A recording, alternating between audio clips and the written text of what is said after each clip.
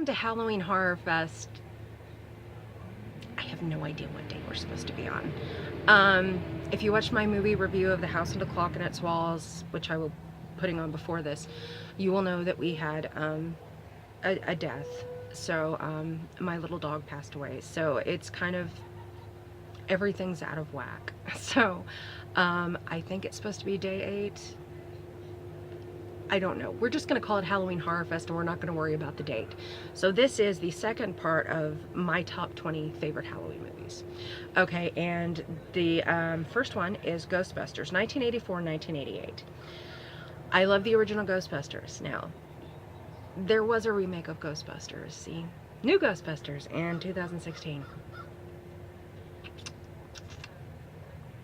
Yeah, it was there. Wait, did I already do this one? No, I didn't do this one. Did I do this one? I don't know if I did this one. No, this is part 2. Oh, no, I know what it was. I filmed it, but it was messed up. That's why this all seems familiar already. So, yeah, I mean, I love the original Ghostbusters. I do, you know, Bill Murray, Dan Aykroyd, you know, all those guys. I love them. I had high hopes for the remake.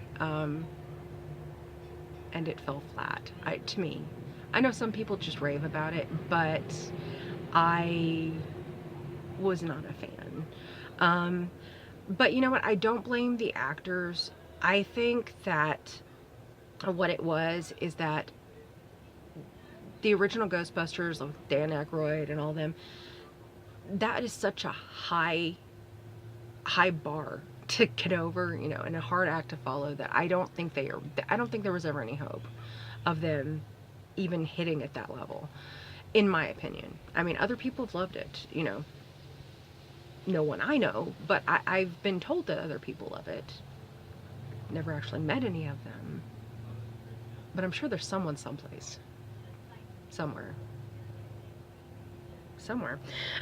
Next one would be Casper, which is 1995.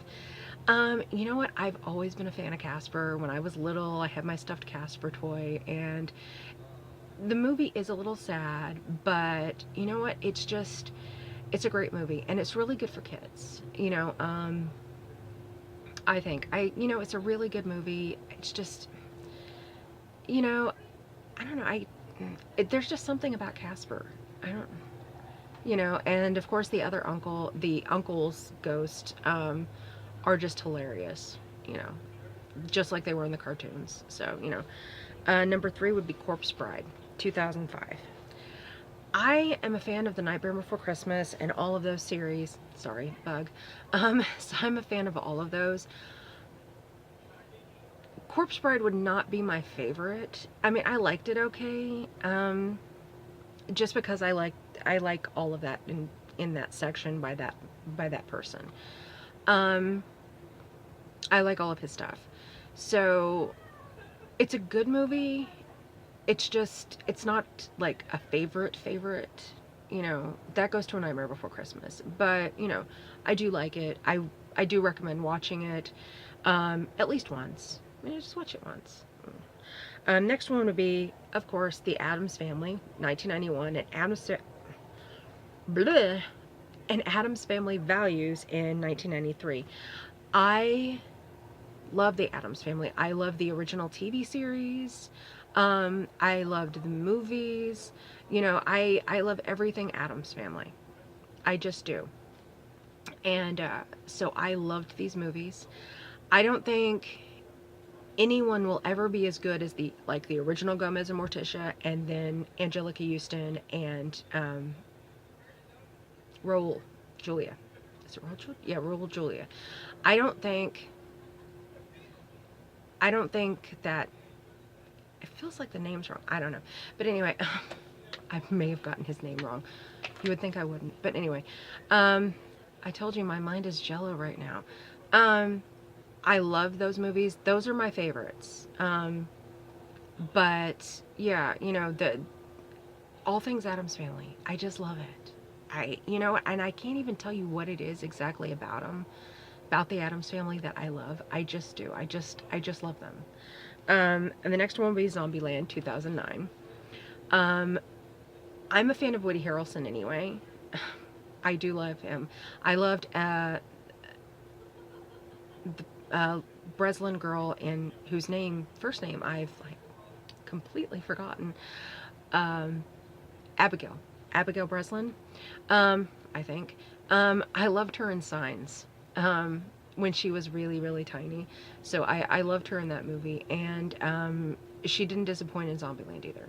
I loved Zombieland. It's one of my go-to favorite zombie movies. I've watched it so much now that I really had to make myself stop watching it because I'm like, I think I've watched it too much. You know, when I start using phrases from the movies in my everyday life, I think it's time to take a step back. Um, it's time to just stop. But yeah, I love that movie. If you love zombie movies and you like comedies and horrors, this is a good movie for you. And is there anyone who hasn't seen it yet? I mean, maybe some people that don't like horror movies, or like don't like zombie movies, and I can't imagine anybody who wouldn't like those. So, but I'm sure there's somebody. I know I've broken up with people that didn't like horror movies before. Told me I'd have to stop watching them. Horror movies gave them night terrors. I'm like, it was so nice to meet you. Good luck in your life. Next one is Night of the Living Dead, 1968. The original Night of the Living Dead. Like I said, I love all things zombies. And I cannot tell you why, but for some reason, Night of the Living Dead freaks me out like no other movie ever has. It just does. I have never made it all the way through that movie, and I have watched every zombie movie that I can get my hands on. I laugh during Evil Dead. It's true. I probably need help. He's funny. But yeah, no, I mean, but there's something about that movie that just freaks me out. I just can't do it. I don't know what it is. There are also many other, you can't tell, but it's like many other Night of the Living Dead movies. And it starts with Night of the Living Dead in 1968, moves on to Dawn of the Dead, 1978, Day of the Dead, 1985, Land of the Dead, 2005, Diary of the Dead, 2007, Survival of the Dead, 2009. Then there's Road of the Dead. Can't find a date on that. I don't know why. And then there's Rise of the Living Dead. Also can't find a date on that. I don't know why. I'm probably missing it someplace. I have watched almost all of the other ones. I do like them. Some of them I like, some of them I love. You know, some of them are just me. But none of them freak me out the way the original does. I can watch the other ones all the way through. It's not a problem. I still can't make it through the 1968 version. I cannot tell you why. And I'm just like, I'm not even gonna try. At this point, I've hit the point where I'm just like, you know what? I'm fine with the fact that I've never seen the ending of that movie. And, you know, I'm good. So those are all kind of like in like the one category because they're all kind of like, you have to have them in the same thing. So, I mean, they're all part of it. Next one will be Creepshow 1982, which was directed by Romero and written by Stephen King. And, I mean, do you really need to say anything else about it? I mean, it's Romero. I mean, that's just all there is to it. I mean, it's just awesome. So, I mean, yeah. Then there's Nosferatu, 1922.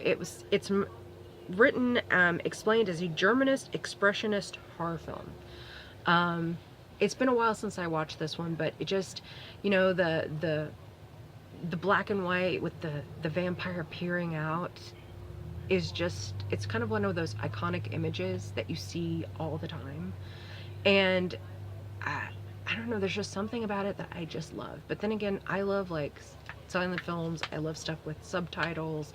And yeah, I just do. I love them. Next one would be, of course, Harry Potter. I said it in my review that I just did. I have read all of the Harry Potter books, except for like the last one. And I've watched all the movies except for the last two. I just can't make myself do it. You know, I'm just like, that would mean that there is an end to it, and I can't do it. I can't see the follow through of it. One of these days I'll be able to do it, but I haven't been able to yet. But one of these days I will actually sit down, I will read the whole last book, and I will watch both the last movies. I'm just, I'm pacing myself. Just, which is bad because those were put out in 2010 and 2011, the last two. But anyway, so Harry Potter, cheat sheet. The Philosopher's Stone, 2001. The Chamber of Secrets, 2002. The Prisoner of Azkaban, 2004. The Goblet of Fire, 2005. The Order of the Phoenix, 2007. The Half-Blood Prince, 2009. That's where I kind of stopped watching them and reading them. The Deathly Hallows Part 1, 2010. And The Deathly Hallows Part 2, 2011. Awesome books. Awesome movies.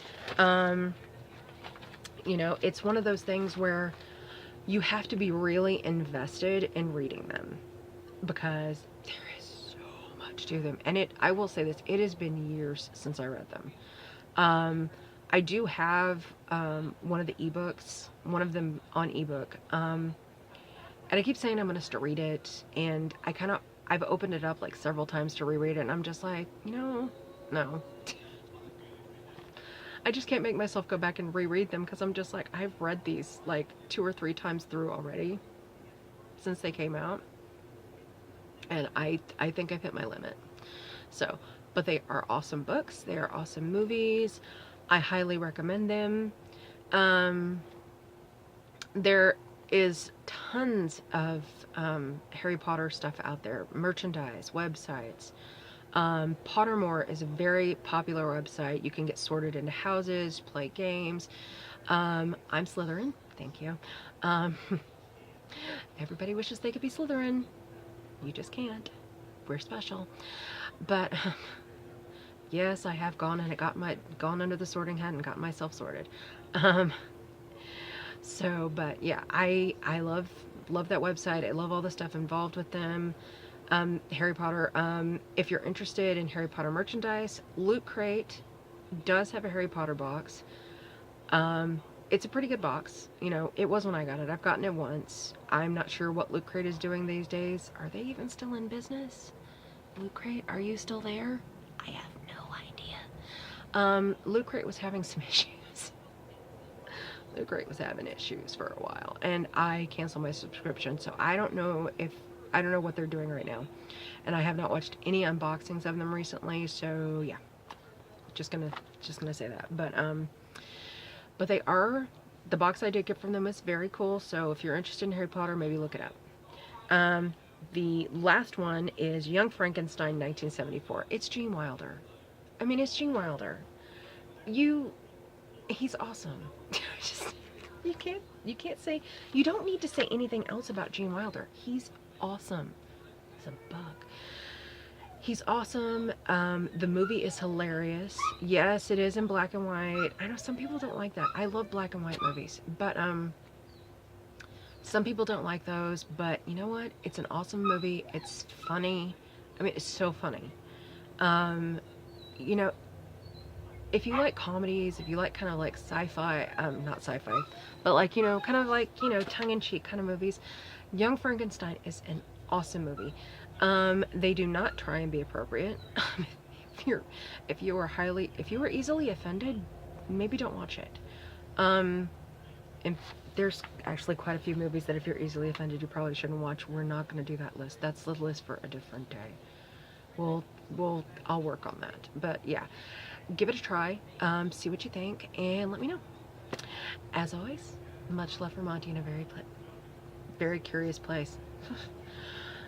Stay spooky, sweeties.